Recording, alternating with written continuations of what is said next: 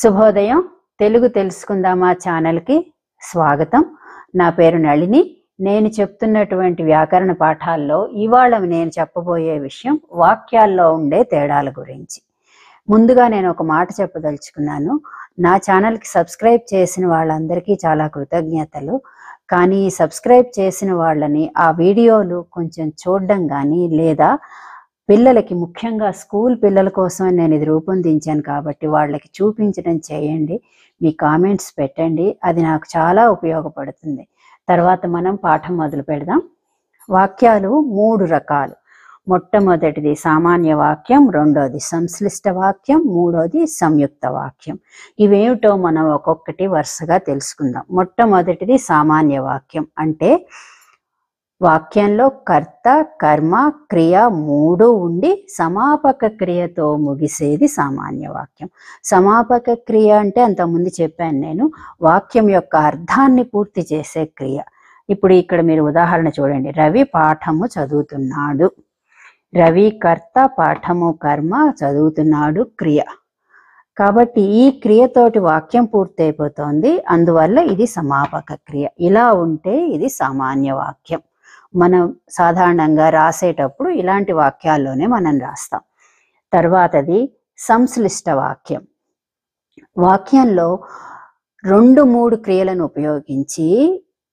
ఉపయోగిస్తే అందులో 2-3 అసమాపక క్రియలుండి వాక్యం చివరిలో ఒక సమాపక క్రియతో ముగిస్తే అది సంశ్లిష్ట వాక్యం. అంటే మనం 2-3 పనులను చేసి ఆఖరణ వాక్యాన్ని ముగిస్తే ఆ అసమాపక క్రియలు ఏవైతే ఉన్నాయో, అంటే పని పూర్తి చేయని క్రియలు, ఆఖరణ వాక్యం ఒక సమాపక క్రియతో ముగిస్తే అది సంశ్లిష్ట వాక్యం అవుతుంది.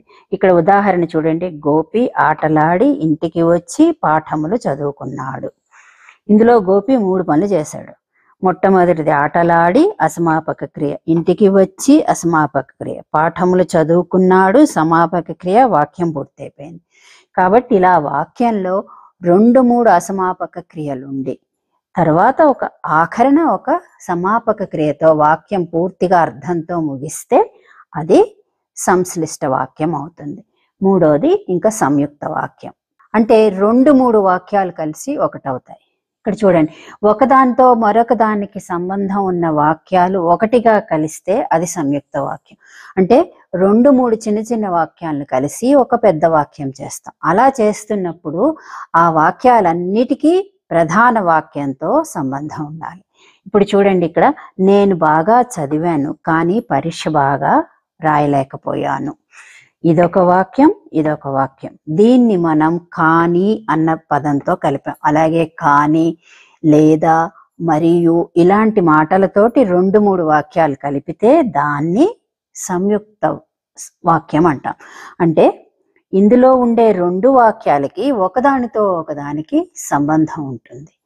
అలాగా. తర్వాత చూడండి, రెండోది విమల. విమల తెలివైనది, బుద్ధిమంతురాలు, అందగత్తె. ఇవన్నీ విమలకి సంబంధించినటువంటి చిన్న చిన్న వాక్యాలు. ప్రధాన వాక్యం ఇది, విమల తెలివైనది. అదొక్కటే కాదు, ఆ అమ్మాయి చాలా బుద్ధిమంతురాలు, చాలా అందగత్తె కూడా అని చెప్పేటప్పుడు ఈ చిన్న చిన్న వాక్యాన్ని దీంతో కలుపుతున్నాం. ఇది సంయుక్త వాక్యం. అలాగే వీరు పొమ్మను వారు కాదు, పొగబెట్టువారు. పొమ్మను లేక పొగబెట్టారని మనకు ఒక ప్రయోగం ఉంది. అంటే మనకి వచ్చిన వాళ్ళు ఇష్టం లేకపోతే వాళ్ళు వెళ్ళిపోయేటట్టు ఏదోలా ప్రవర్తిస్తాం మనం. అప్పుడు ఇది వాక్యం వాడతాం మనం ఇలాంటి మాటలు. వీరు పొమ్మను వారు కాదు, పొగపెట్టువారు. ఇదొక వాక్యం, ఇదొక వాక్యం. దీన్ని మనం ఏ వాటితోటి కలపలేదు, కానీ రెండిటికి కూడా పరస్పరం సంబంధం ఉంది. అలాంటప్పుడు ఇది సంయుక్త వాక్యం అవుతుంది. ఇప్పుడు అర్థమైంది అనుకుంటాను మీకు. తెలుగులో ఉండేటటువంటి వాక్యాలలో మొదటిది సామాన్య వాక్యం. అంటే కర్త, కర్మ, క్రియ ఉండి వాక్యం పూర్తిగా ఉండేటటువంటిది. తర్వాత సంశ్లిష్ట వాక్యం. అంటే ఒక వాక్యంలో 2 కంటే ఎక్కువ అసమాపక క్రియలుండి చివరగా సమాపక క్రియతో పూర్తయితే సంశ్లిష్ట వాక్యం. మూడోది సంయుక్త వాక్యం. 2-3 వాక్యాలను కలిపి ఒక పెద్ద వాక్యంగా తయారు చేయడం.